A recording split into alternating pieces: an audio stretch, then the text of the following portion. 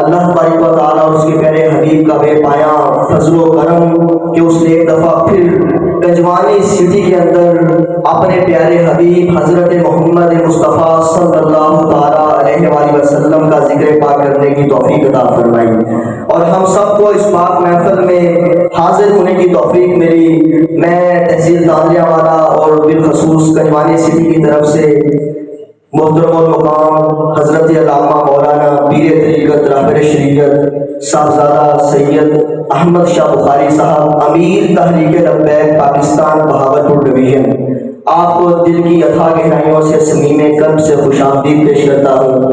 اللہ تعالیٰ آپ کا آنا قبول و منظور فرمائے۔ دوستان عزیز، محافل ہوتی رہتی ہیں، لیکن تحریک لبیک پاکستان ایک ایسے مقصد کے تحت محافل کا انعقاد کرتی ہے کہ جو صرف فضائل سنا کے عوام کو واہ واہ کرنے پر مجبور نہیں کرتی، بلکہ امت مسلمہ کو جو درپیش چیلنجز ہیں ان کا حل نکالنے کے لیے بھی راستہ بھی دکھاتی ہے۔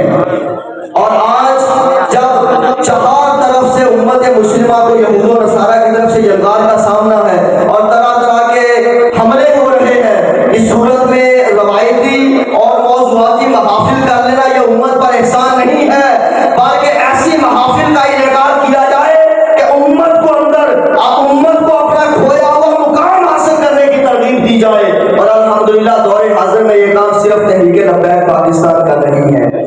میں آج کے اس بزم کے منتظمین کو مبارکباد پیش کرتا ہوں کہ جنہوں نے عین ہماری توقع کے مطابق اس پاک محفل کا موضوع اور عنوان رکھا ہے دین اور سیاست۔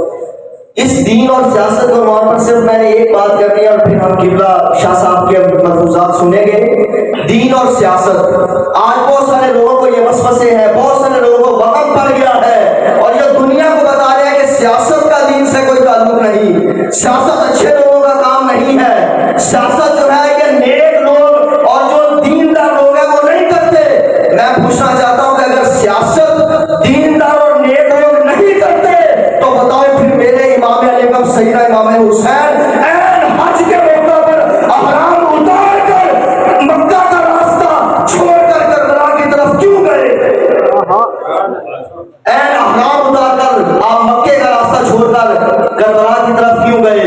ڈاکٹر اقبال سے پوچھا گیا کہ بتا اقبال تو بتا کے کیوں گئے؟ اقبال نے فرمایا کہ میں بتاتا ہوں اس کا جواب کیا ہے۔ آپ نے فرمایا کہ بتا ہے شیخ حسین ابن علی آیا تھا کیوں میدان میں، بتا ہے شیخ، یہ آج کے موضوع سے ریلیٹڈ ہے، بتا ہے شیخ حسین ابن علی آیا تھا کیوں میدان میں، گر ہو سکتی تھی حجرے میں شمع ایمانی روشن۔ یہ سوال تو بابا جی سے نہیں کیا جا سکتا ہے کہ بابا جی آپ تو ویل چیئر پر تھے، آپ تو 5 فٹ پہ پڑا ہوا پانی کا گلاس نہیں لے سکتے، آپ تو خود کا پاؤں پہ چل کر اپنی حاجات پوری نہیں کر سکتے، پھر کون سی ایسی مجبوری تھی جو آپ کو فیض آباد بھی لے گئی، وزیر آباد بھی لے گئی؟ جواب ایک ہی رہتا ہے کہ جب دین پر مشکل وقت ہے پھر مسجد احمد العالمین میں بیٹھ کے یا اپنی خانقاہوں میں بیٹھ کر اللہ اللہ کرنا حسینیت نہیں ہے، بلکہ اپنے بچوں کو فیض آباد لے جانا ہے حسینیت۔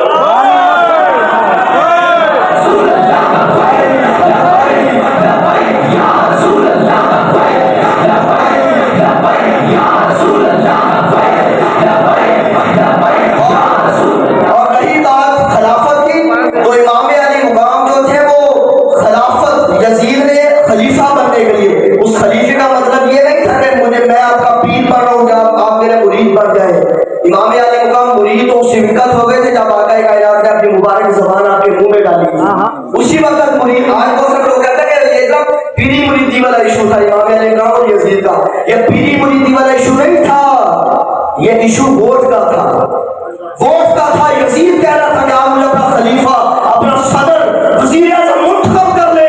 میرے امام علی مقام نے فرمایا، آپ ماشاءاللہ سیدزادے موجود ہیں اس لیے بات سادات کی ہوگی، آپ نے فرمایا کہ مجھ جیسا تجھ جیسے کی پایت کیسے کر سکتا، مجھ جیسا تجھ جیسے کو اپنا سربراہ، اپنا لیڈر، اپنا وزیر اعظم، اپنا صدر موجودہ دور کے حساب سے کیسے بنا سکتا ہے؟ پوچھا گیا کیوں، اس کے اندر کیا برائی ہے؟ آپ نے فرمایا کہ یہ شریعت کا باغی ہے، اس نے شریعت کی دھجیاں بکھیری ہے۔ میں کہتا ہوں کہ اگر یزید شریعت کا باغی تھا اور میرے امام نے آپ کی بیعت قبول نہیں کی اس کی، تو آج سے حکمران بھی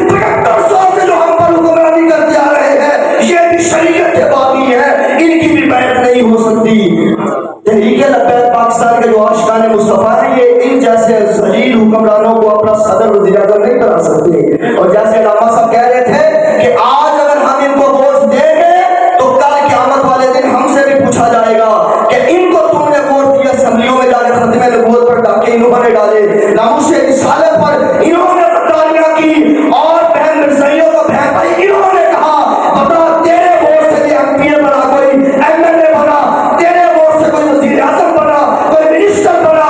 इन्होंने होली दिवाली भी बनाई, इन्होंने क्रिसमस के केक भी काटे, इन्होंने मिर्ज़ाइयों को बहन भाई भी कहा, इन्होंने नामूसे रिसालत पर डाके भी मारे। आज जरा सामने तू भी इनकी हर पूरे फेल में तू भी इनका बराबर शहीद था। सुभान अल्लाह। जी जो अमीरुल मुजाहिदीन का ये फिज़ार है कि वो हमारे कम से कम रास्ते सीधे कर गए हैं। आप फरमाते थे कि रिजल्ट नतीजे का हमसे सवाल नहीं होना, कोशिश का सवाल होना कि बता तू जिंदगी में खड़ा किन के साथ था। बहुत सारे लोग गुमराह करेंगे जी पता नहीं क्या होना है कि नहीं होना, बड़ी पावर होना जब खाने न्याय देवे नहीं गई। सवाल ये होगा कब्र ऑप्शन है कि बता तूने सारी जिंदगी जिद्दोजहद किनके साथ की है? क्या नामूसे रिसालत के डाकुओं के साथ खड़ा रहा तू? क्या होली दिवाली मनाने वाले जरदारी और सरदारी की पार्टी पीपल्स पार्टी के साथ खड़ा रहा? क्या तू इमरान खान जैसे लिबरल और सेकुलर कमीने के साथ खड़ा रहा? क्या तू मिर्जाई नवाज शरीफ और शहबाज शरीफ के साथ खड़ा रहा? तो जवाब आएगा नहीं जी नहीं, हमने तो सारी जिंदगी नारा लब्बैक का लगाया है।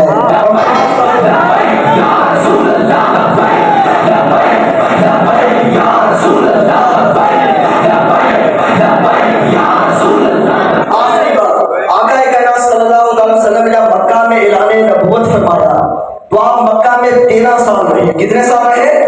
13 साल। 13 साल रहे, खातर का कामयाबी नहीं मिली इस्लाम को। 13 साल रहे, खातर का कामयाबी नहीं मिली, फिर हिजरत का हुक्म हो गया, हुजूर मदीने आ गए और मदीने आप रहे टोटल 10 साल और कुछ महीने, फिर आपका विसाल हो गया।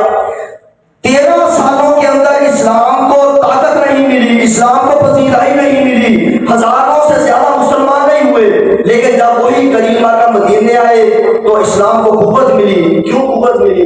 सवाल है, इसका एक ही जवाब है, दीन और सियासत। मक्का में जब तक रहे आपके हाथ में कानून साजी का इख्तियार नहीं था, आपके हाथ में उस वक्त पावर नहीं थी, पावर कबाइल के पास थी, कुरैश के पास थी। जब हुजूर मदीने तशरीफ लाए तो पावर इस्लाम को मिल गई, पावर कानून साजी का इख्तियार हुजूर को मिल गया।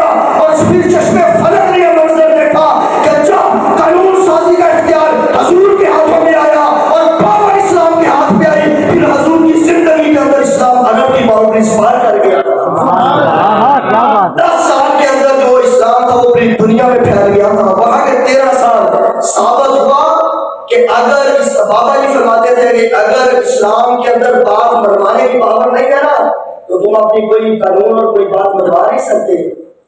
इस्लाम के अंदर पावर हो, इस्लाम के अंदर जुर्रत हो और असेंबलियों में इस्लाम मौजूद हो, फिर हर बात इस्लाम की मान ली जाती है। इस्लाम इस पावर का हामिल हो जाता है कि हर बात मान ली जाए, और उस वक्त फिर जो रियासत मदीना असल कायम होती है। महज बातें करने से रियासत मदीना कायम नहीं होती। इसलिए दोस्तों हम सब की जिद्दोजहद का मकसद एक ही है कि हमने असेंबलियों के अंदर हुजूर के आशिकों को पहुंचाना है। करो सब वादा इंशाअल्लाह पहुंचाएंगे ना। हमने अपना वोट और नोट, जब सरकार के नाम पर हमने गर्दनें रखी हुई है तो फिर वोट और नोट की क्या हैसियत है? गर्दनें सरकार के लिए है ना। तो अल्हम्दुलिल्लाह किबला शाह साहब तशरीफ लाए हैं, मजीद मलफूजात इनके सुनते हैं। तो तहरीक लब्बैक पाकिस्तान इस्लाम को पावर दिलाने के लिए मसरूफ अमल है। जब इस्लाम के हाथ में पावर आएगी ना, फिर किसी को लाइनों में लाके आटा और थाल नहीं लेनी पड़ेगी। फिर इस्लाम तो इस चीज का मिजाज का हामिल है कि खलीफा बकर के कांधों पे अनाज की बोरी रखवा के मुस्तहिक के घर पहुंचा देता है, मुस्तहिकीन को लाइनों में नहीं लगवाता। पापा जी कहते थे हम उस इस्लाम की बातें करते हैं।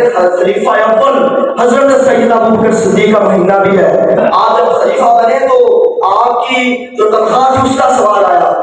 आखिरी बार आपकी तनख्वाह का सवाल आया किबला, तो साहबा के राजी के हुजूर कितनी तनख्वाह? आपने सुना कि जितनी एक मजदूर की तनख्वाह है ना मदीना में, उतनी मेरी तनख्वाह हुई। लोगों ने अर्ज की देखो आज हुक्मरानों का आप अंदाज देख लीजिए और जिन हुक्मरानों की बाबा जी बातें करते हैं उनका मिजाज भी सुन लीजिए। تو صحابہ کا رضی یا اے سیدہ صدیق اکبر آپ اہل و عیال والے ہیں، نصیب و اولاد ہیں، آپ کا گزارا کیسے ہوگا؟ تاریخی جملے آپ نے کہے. آپ نے فرمایا کہ میں اگر دیکھا کہ اس تنخواہ میں میرا گزارا نہیں ہو رہا تو سب سے پہلے میں مدینے کے مزدور کی مزدوری بتاؤں گا، پھر صدیق کی تنخواہ بڑھے گی، پھر صدیق کی تنخواہ بڑھے گی. یہ اس مزاج کی طرف، اس ماحول کی طرف تحریک لبیک پاکستان لے جانا چاہتی ہے. انشاءاللہ تعالیٰ آپ یقین رکھیں، آپ ثابت قدم رہیں، کبھی بھی تحریک لبیک پاکستان انشاءاللہ تعالیٰ پیچھے نہیں ہٹے گی. اور زبان حال سے یہ کہے کہ ستم گاری دھرا ہنر آزمائے تو تیر آزما ہم جگر آزمائے.